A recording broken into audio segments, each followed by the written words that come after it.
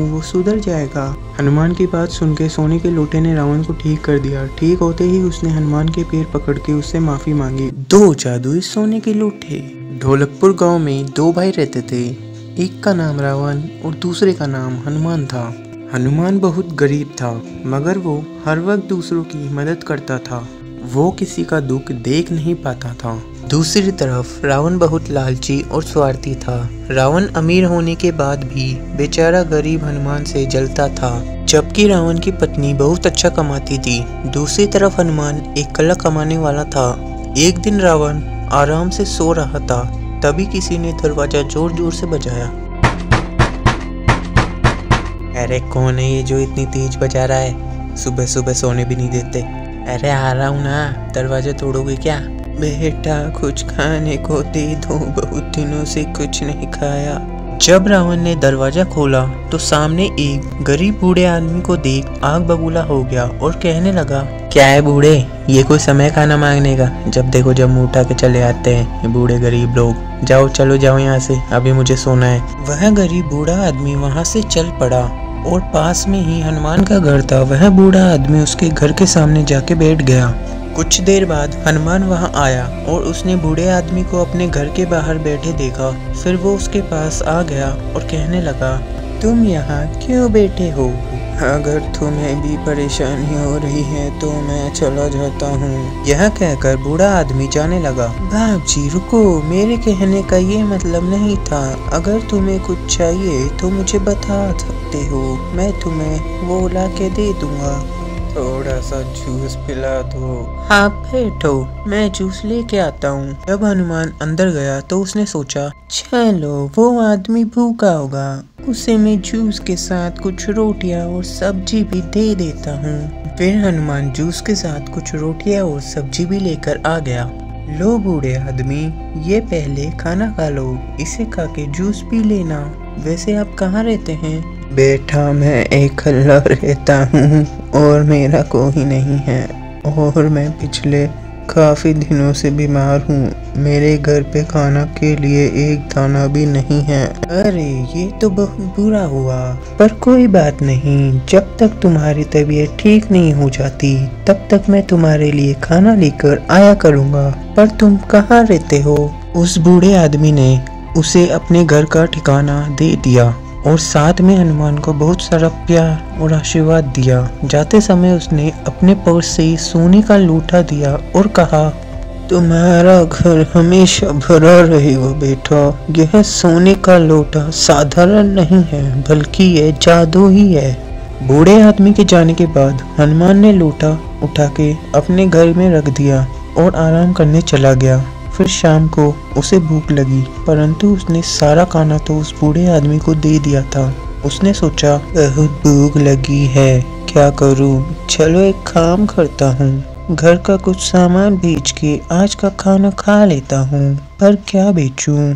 हाँ चलो ये पुराना लोटा बेच देता हूं। हनुमान लोटा लेकर उसे बेचने जाने लगा। अरे बहुत भूख लगी है, कुछ मिठाइयाँ मिल जाती तो बहुत मजा आ जाता। अरे ये कैसी खुशबू है, लगता है कहीं मिठाइयाँ बन रही है। फिर उसने अपना लोटा उठाया तो उसने देखा, अरे ये क्या चमत्कार है, इस लोटे में तो मिठाइयाँ कहाँ से आई? हनुमान पास में रखी एक कुर्सी पे बैठ जाता है और बार बार इन मिठाइयों के बारे में सोचता रहता है। फिर कुछ देर बाद, चलो कोई नहीं, बड़ी भूख लगी है, कुछ मिठाइयाँ खा लेता हूँ। मिठाइयाँ खाने के बाद, मुझे लगता है ये मिठाइयाँ इस लोटे ने मुझे दी है, ये लोटा जादुई होगा। चलो इससे कुछ पैसे मांग के देखता हूँ। सुनो लोटे, मुझे कुछ पैसे चाहिए। लोटे ने हनुमान को पैसे दे दिए। अरे ये लोटा तो सच में जादुई है, मैं इस लोटे को बेचने जा रहा था, ये मुझसे क्या हो गया? चलो आज से मैं इस लोटे की मदद से लोगों की मदद करूंगा। फिर हनुमान लोटा लेके अपने घर आने लगता है और लोटा रसोई में रखकर सो जाता है। जब हनुमान सुबह उन लोटों के पास आता है तो वो देखता है दोनों लोटे सोने के हो चुके थे और एक लोटे में सोने के सिक्के रखे हुए थे।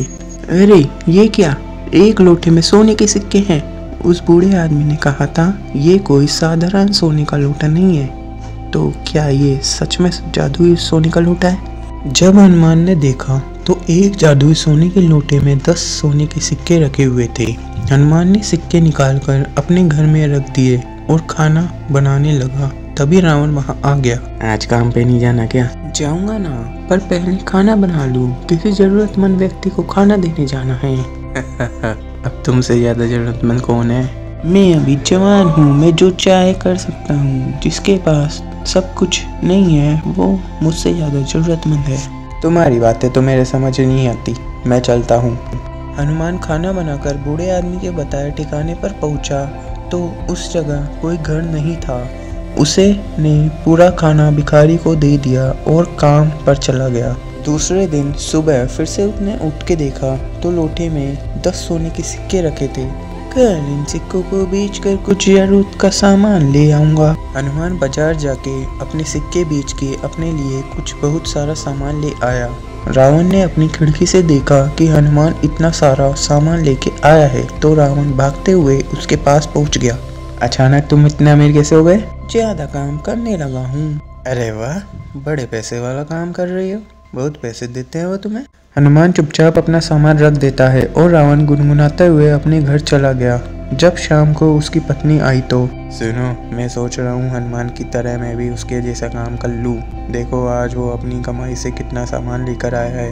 कोई जरूरत नहीं है उसके जैसा काम करने की, खुद का काम तो तुमसे होता नहीं। दिन भर दूसरों के घर में थक जा करते रहते हो, चुपचाप अपना काम करो। हनुमान के घर रोज सुबह एक लोटे में 10 सोने के सिक्के आ जाते थे। उसने सिक्के बेचकर आसपास के सभी गरीबों को खाना खिलाना शुरू कर दिया। हे भगवान, उस बूढ़े आदमी की वजह से मैं इन सबको खाना खिला पा रहा हूँ। कभी तो वो बूढ़ा आदमी मुझे मिलेगा, उसे मैं भरपेट खाना खिलाऊंगा।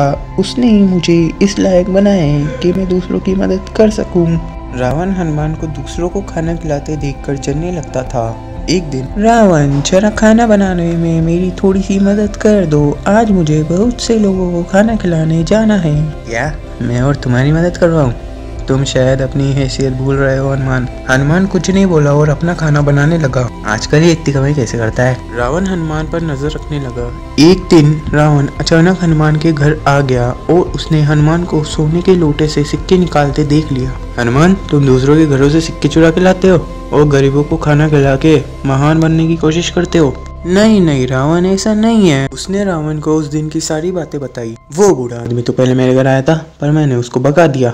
इस सोने के लोटे पर तो मेरा अधिकार है, ये मुझे दे दो। उसने जबरदस्ती लोटा हनुमान से छीन लिया। अच्छा ठीक है, ले जाओ। रावण सोने का लोटा लेकर चला गया। बार बार उसने झाँक कर देखता पर 5 दिन हो गए, उस सोने के लोटे से सिक्के नहीं निकले। उसने गुस्से में आकर लोटे को जमीन पर पटक दिया। लोटा जमीन पर गिरते ही रावण भी जमीन पर गिर पड़ा और उसके हाथ पैर सुन्न हो गए। लोटा लुढ़कते लुढ़कते हनुमान के दरवाजे पर पहुंच गया। हनुमान आवाज सुन के बाहर आ गया। अरे ये लोटा तो रावण ले गया था, ये यहाँ कैसे आया? खैर मुझे क्या। हनुमान ने सोने का लोटा उठा के रसोई में रख दिया। मुझे क्या हो गया, मैं तो उठ भी नहीं पा रहा। शाम को जब उसकी पत्नी घर आई तो उसने रावण को जमीन पर पड़े हुए देखा। क्या हुआ तुम्हें? मुझे पता नहीं क्या हो गया है, मेरे हाथ पैर काम ही नहीं कर रहे हैं। चलो जल्दी डॉक्टर के पास चलते हैं। नहीं नहीं, मैं डॉक्टर के पास नहीं जाऊंगा, ये मेरे ही पाप के फल है। रावण ने सारी बातें उसकी पत्नी को बताई।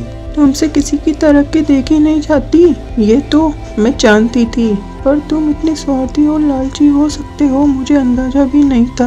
अब जो किया है वो भुगतो। इतना कहकर वो चली गई। हनुमान उसी समय बाजार से आ रहा था। भाभी, रावण सुबह से दिखाई नहीं पड़ रहा है, कहीं बाहर गया है क्या? भाभी ने उसे सारी बात बताई।